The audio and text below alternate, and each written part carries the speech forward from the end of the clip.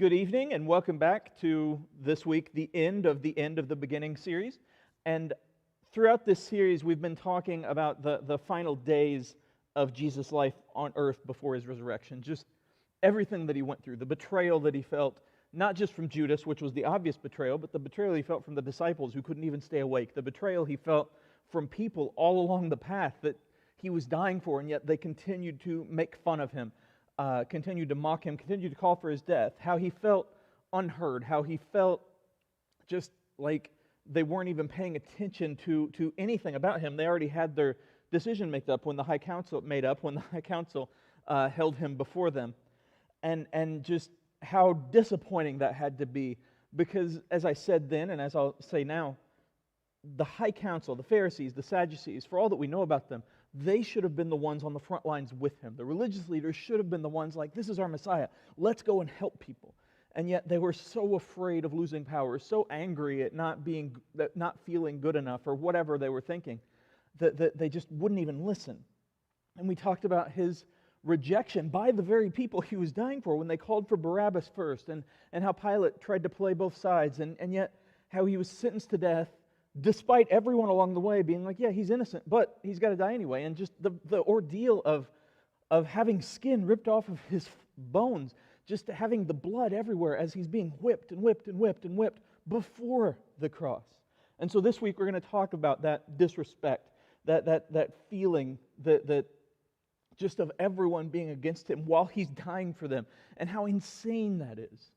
And I know that this is, again, something that we've talked about so often, and even at your age, you've heard this for however many years, 15, 16, 17 years, each year, because it's such an important story. It's the heritage of our faith.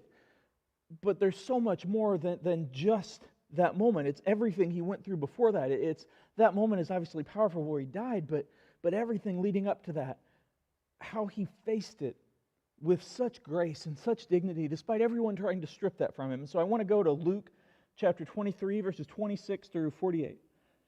As they led Jesus away, a man named Simon, who was from Cyrene, happened to be coming in from the countryside. The soldiers seized him and put the cross on him and made him carry it behind Jesus. A large crowd trailed behind, including many grief-stricken women. But Jesus turned and said to them, "Daughters of Jerusalem, don't weep for me, but weep for yourselves and for your children. For the days are coming when they will say, 'Fortunate indeed are the women who are childless, the wombs that have not borne a child, and the breasts that have never nursed.' People will beg the mountains, 'Fall on us,' and plead with the hills, 'Bury us,' for if these things are done when the tree is green, what will happen when it is dry?" So just this passage shows us so much, just right away, before we even to the cross. To begin with, there was no mercy when the soldiers were like, "Hey, Simon, carry this cross." And it's Simon from Cyrene, it's not Simon Peter, it's not a Simon that we know, but they're not like, "Oh, we feel so bad for him, we want him to have a little bit of an ease of the burden." They didn't care about that. Whether it was their idea or Pilate's idea or Herod's idea or the high priest's idea, whoever idea it was, if Jesus carries the cross, and he's been beaten almost to death already, and he carries it and he falls, the feeling of the people around starts to be sympathetic, because they're like, "Whoa, he's not done anything, and yeah, it was all fun and games when we were just yelling things, but he looks really hurt." And just, it's ridiculous that you're like, well, they just saw him be beaten almost to death, how could they worry about that? But that's how people think sometimes, and so they're like, let's take this out of the equation and let him walk, and also just for him to know what is coming, even though he is God, and this was his plan. And I've said this each week, this is his plan. This was supposed to happen, and his sacrifice is meant to happen, and it's important, and it's powerful, and it's on his terms. It still hurt, not just physically, but it still hurt, and I know that he didn't want to feel the nails through his hands, but just, I would imagine that what hurt him the most as he's walking is these people are going to be yelling things at me. These people that I'm dying for, these people that I love, they just don't get it. And he's not thinking like, "Oh, woe was me." He's thinking, woe was them, as he says to these women. I think most of us, if we were in a lot of pain, there's a saying, hurt people hurt people. If you have a really bad headache, or you something has gone wrong with your day, or just something bad has happened, like Gonzaga continues to win, and they're not even a real undefeated team like 76 IU, something like that. And you just have this really bad day, just as a hypothetical example. And you have this really bad day, and your temper is short, or you didn't get enough sleep, and somebody comes up to you. And let's say they say something that is only partially annoying, or not even annoying, but it's just something you don't want to hear. A lot of times you snap at them. You're like, get out of here. You're so stupid. I'm so sick of you. And, we yell like that. And it's wrong, but we all kind of do that because hurt people hurt people. And if you're hurting, often that flows down. It trickles down to where you're hurting other people who hurt other people, who hurt other people, who hurt other people, which is one of the reasons it's so important to treat others like you'd want to be treated. And that's what Jesus shows us here, because every single step of the way, he practiced what he preached. He did exactly what he called us to do. He didn't just stand there and say, hey, I want you guys to be good people. I want you guys to love everybody. I want you guys to really treat others well. And then go around and have people wait on him hand and foot, or go around and yell at people. He didn't do that. Everything he said, he also lived, which is just who he is. And so when he turns to these women who are weeping, he's not yelling at them. He's not saying, I am so sick of you guys. Although most of us probably would, especially at this point where we're so hurt physically and emotionally. He's like, guys, I get that this is sad. And I get that you are feeling emotional for me, but you got to weep for yourselves, because think about this. And he said this earlier too. Think about this. If they will put me to death for doing nothing wrong, what are they going to do to you now? And if things are going so badly now, imagine when I'm not standing there and just he's saying that. Again, not a woe is me, and not a I can't believe you, but as a like, guys, you have to get in gear. You have to understand what is happening here and why it is happening. It's for you. And even as he's going towards his final moments, he's teaching. He never changed who he was, not once. Never changed who he was, not in his best moment, not in his worst moment. He was always the Savior. He was always merciful. He was always loving. He was always true. And he showed us how to do that. And this little paragraph is just so amazing to me, because I cannot imagine walking towards my death. I cannot imagine knowing that I'm about to die. Not in a week, not in a couple days, but in like a couple minutes, that I'm about to die. And I'm hurt, and I'm beaten, and I'm insulted, and all of these things. I cannot imagine that feeling. But even beyond that, I cannot imagine taking that opportunity to still teach, to still love someone, to still reach out for someone. And that's what he does. And that shows us what is so important about this story, what is so important about his life, what is so important about our lives. Because we are not in this for us. That doesn't mean don't have good things. It doesn't mean don't get good grades, have good things, good. It doesn't mean don't enjoy things. It doesn't mean don't have a family. It doesn't mean any of that. It means that we are here to follow his example, and those things will come. But the centerpiece is following his example and treating people exactly like this, with grace, with truth, with honesty, with honor, with love, with respect. Going on to the next part. 2 others, both criminals, were led out to be executed with him. When they came to a place called the Skull, they nailed him to the cross, and the criminals were also crucified, one on his right and one on his left. Jesus said, Father, forgive them, for they don't know what they are doing. And the soldiers gambled for his clothes by throwing dice. The crowd watched, and the leaders scoffed. He saved others, they said. Let him save himself, if he is really God's Messiah, the chosen one. The soldiers mocked him too, by offering him a drink of sour wine. They called out to him, If you are the king of the Jews, save yourself. A sign was fastened above him with these words, This is the King of the Jews. So, most people that got crucified, and it was kind of going out of style by then, but most people that got crucified, they were tied to the cross, because the death doesn't come from the blood loss, the death doesn't come from the pain, it comes from suffocation, because when your hands are out like this, and we've all seen pictures, images of Jesus on the cross, when your hands are out like this, and you're hanging there, in order to breathe, you have to kind of pull yourself up. And so when you're nailed, like he was, every time you pull yourself up, eventually you're going to drop back down, especially when you're feeling so weak physically, and that rips a little bit. And each time, it's like drowning. I don't know if you've ever been in the ocean, or you've ever been in water where, hopefully you haven't drowned, or you wouldn't be listening, but I don't know if you've ever been in a situation where it's kind of scary because water keeps pouring over you, or the wave hits you, and like you lose your breath for a second, something like that. That's kind of what it's like, except adding pain and everything. And so when he was nailed to the cross, it hurt. It hurt really bad. And yet, that wasn't even the most painful thing that was about to happen. It was probably, even more so than the beating, even more so than everything else that had happened to him, probably the most painful physical thing that had ever happened to him or anyone at that point. And yet, and this is the point to all of this, while he's hanging there suffocating, while he's hanging there bleeding, while he's hanging there feeling his skin rip, he says not, woe is me, not, if only people had listened, not, hey, you guys, you're not good enough and you're not doing it right and you're really going to pay, not, hey, you should have done better, or you should have voted the right way, or you should have a better job, or you should do this, you should do that, because I'm right, I'm right, I'm right. He said, Father, forgive them, because they don't know what they're doing. And he didn't say it in a mocking way. He said it in a truly loving, honest, honorable way. Think about your very worst moment, whatever it is. Your very worst moment. And I'm not talking just where your team lost, although that can hurt. I'm not talking just where you had a bad day. I'm talking your worst moment, whether it's physical or emotional, where you've lost someone or you've lost something, you've broken something, you've been hurt in physical, emotional, some way that's just horrible, just your very worst day. And think about what is going through your mind then. Because I know for me, it's often when I've had moments like that, when I've had my worst times, when I've had my worst emotional or physical pain, it's not even negative to other people. It's like, oh, this hurts. It's very much like, I wish this were over. I wish I felt better. I wish that this didn't hurt so much. I wish that I could get better. I wish something else. Like, it's stuff like that. People are still suffering around me, maybe not in my vicinity.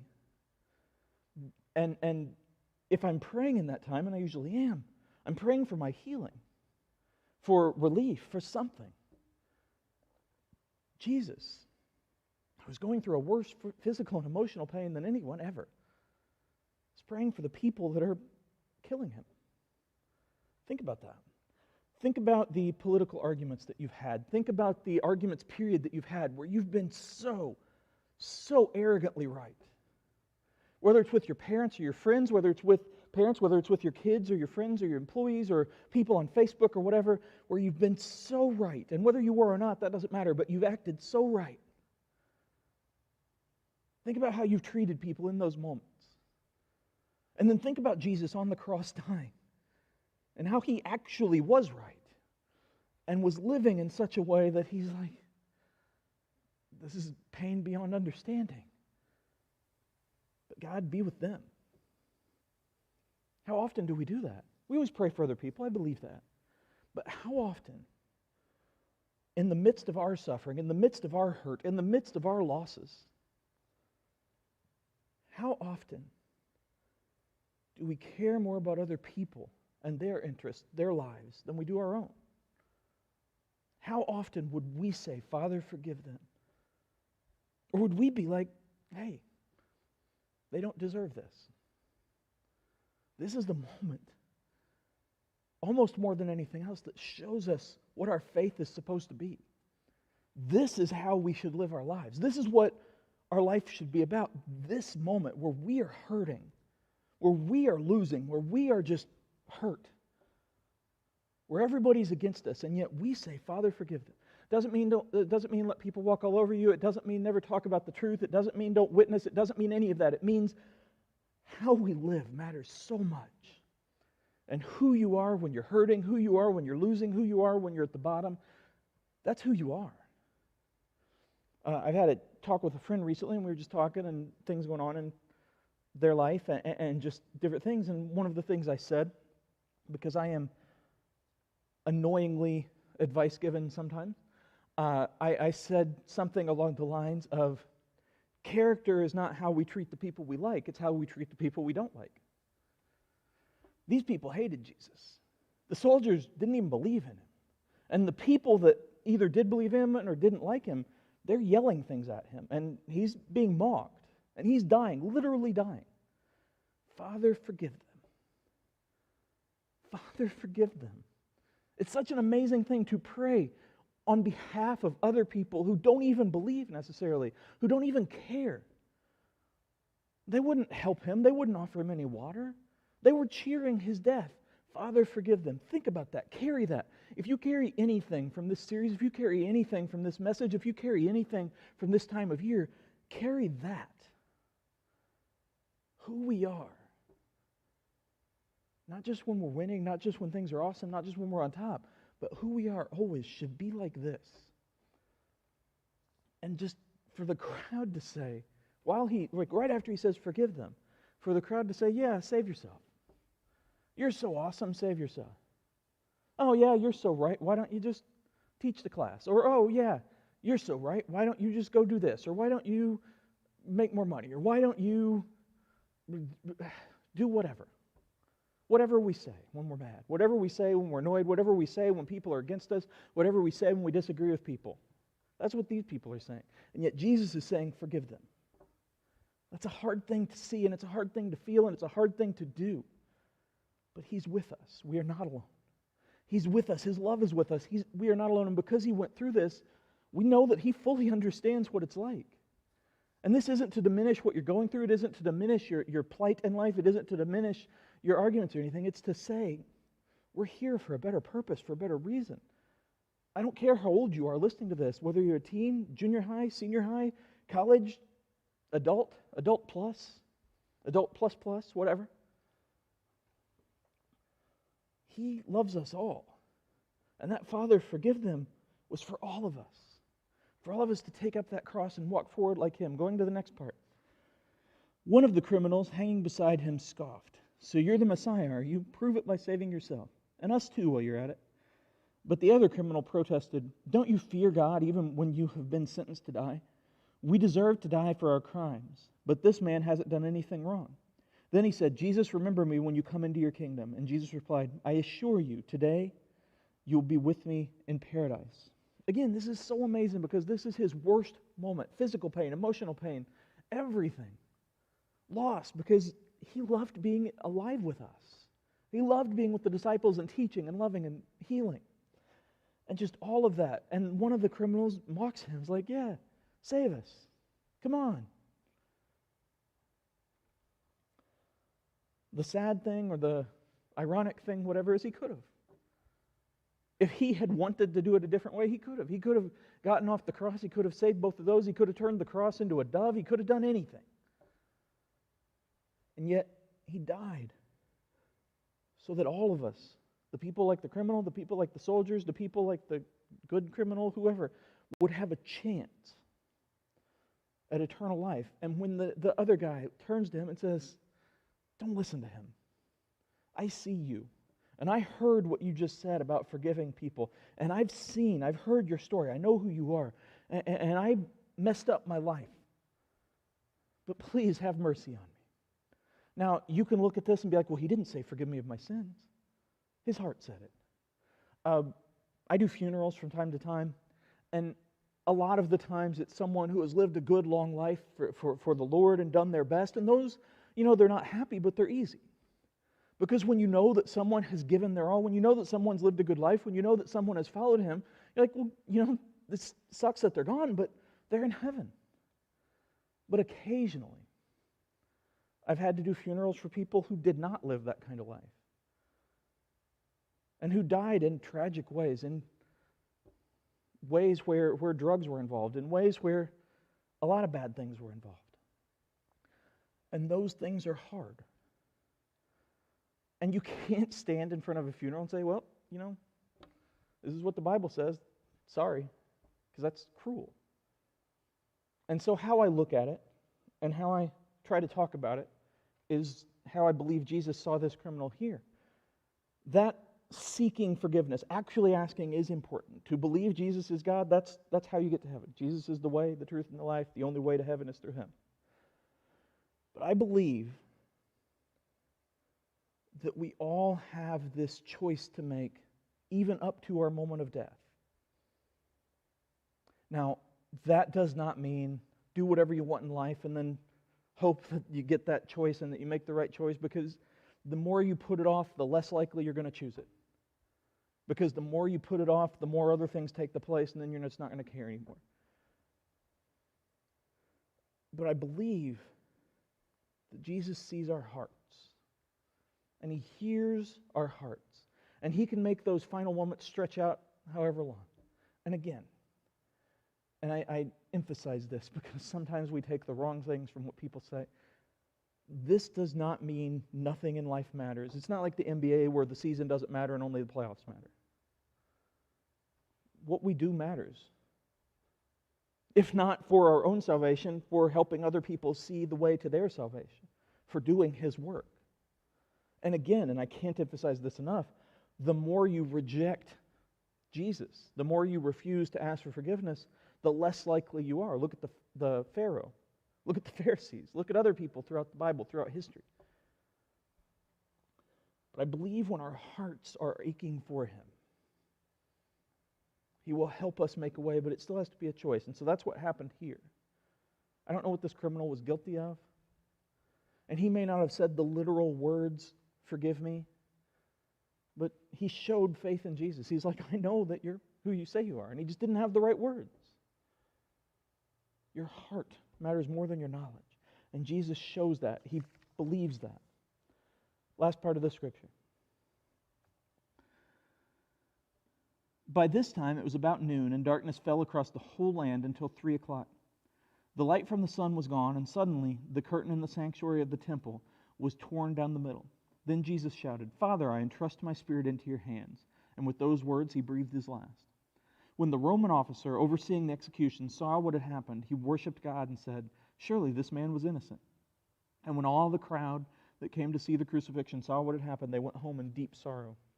I really like that it shows what some of the Romans and what the crowd thought, because the sky went dark, the sun went out, the ground shook. In some translations, like in some Gospels, the dead rose. Like all these things happened that very clearly showed that Jesus was telling the truth. And it was God mourning. It was the world mourning. And they're like, oh, we messed up. This was a bad thing. And so the soldier, I hope that he took that and was like, oh, I'm so sorry, and I hope that he changed his life. The people who went away crying, I hope that they changed their life. But as much as I like seeing that they finally got it, even though it took a long time, I wonder what the Pharisees thought at this moment. Because whether they were there or not, they felt the shake, they saw what happened, they heard it. And I wonder if any of them, and I hope that some of them did, I wonder if any of them were able to say, wow, I was wrong. Saying I was wrong is a very hard thing to do. And I wonder if they did that. But this moment, the one before, where he forgives the criminal, where he forgives other people, when he tells that criminal, "You'll be with me in paradise," he dies in the next paragraph. He knew that his life was ending, and his very final act was for someone else. And then he said, "Father,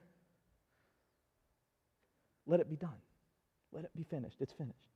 And then one theological thing, when the cloth in the temple tears down the middle, at the time, one of the main purposes of the high priest was there would be somebody that would have a rope tied to them, and they'd go behind the temple to the Holy of Holies, and they'd pray for people, like that your prayers would go to them, and then they'd take them to somebody else. That cloth ripping was God saying, this is the next step. You can have a personal relationship. You don't have to rely on someone else anymore. You go to Jesus. You will have the Spirit. You will have this chance. And it's so important and so powerful. And all of this happened for us. All of this happened from His love. All of this happened because He is love. And the pain He felt in these final days throughout His life, the mocking that people showed Him, the way that He was just beaten almost to death and then killed. And still His heart was for forgiving. His heart was for love. It shows what we're supposed to be. I got a couple of slides here.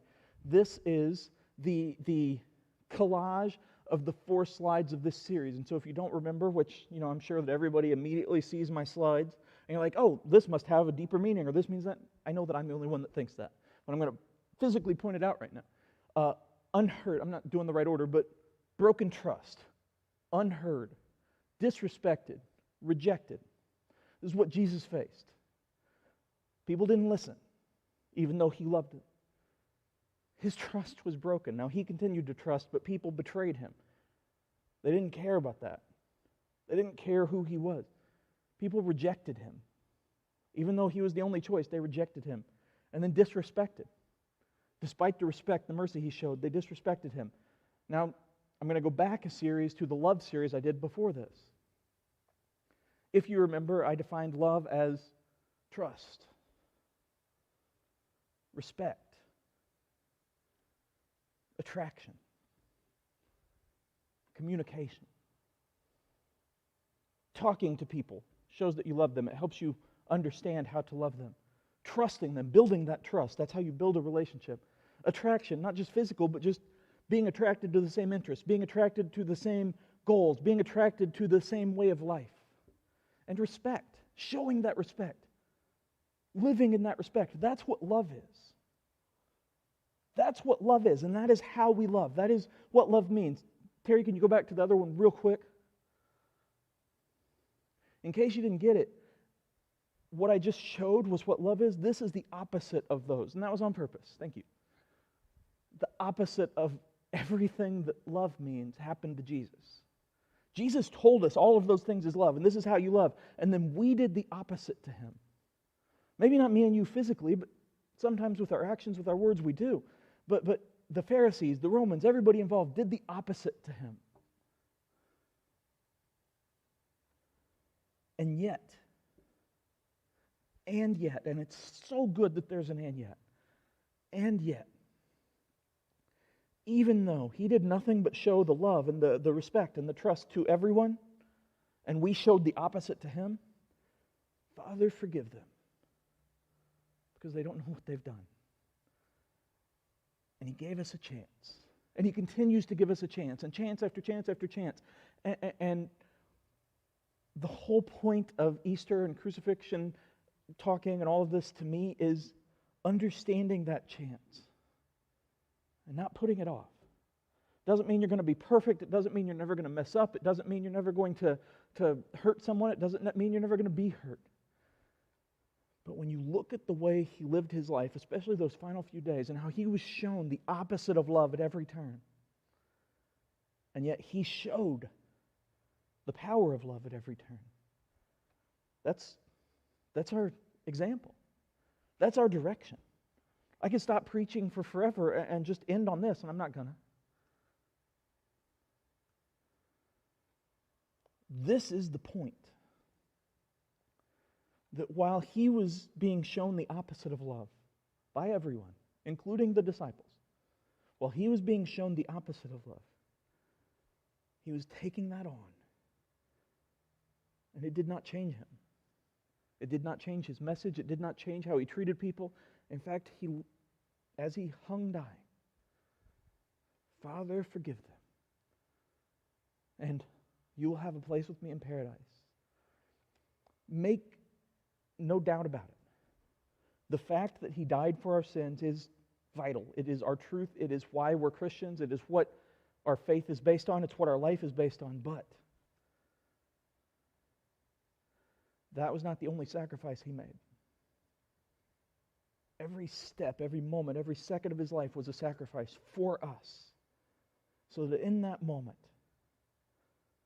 we would have a chance to be different. We would have a chance to be better. This world is hard. And I know that this past year has been different, and we're coming up on at least an attempt to return to normalcy, and hopefully it goes well. We just don't know. And I'm not talking in churches or schools, I'm talking in life. But what's important is, regardless of whether there's a pandemic or not a pandemic, regardless of whether you're at home or at work or at school with your family, regardless of where you are, regardless of how you're treated, and again, don't accept abuse.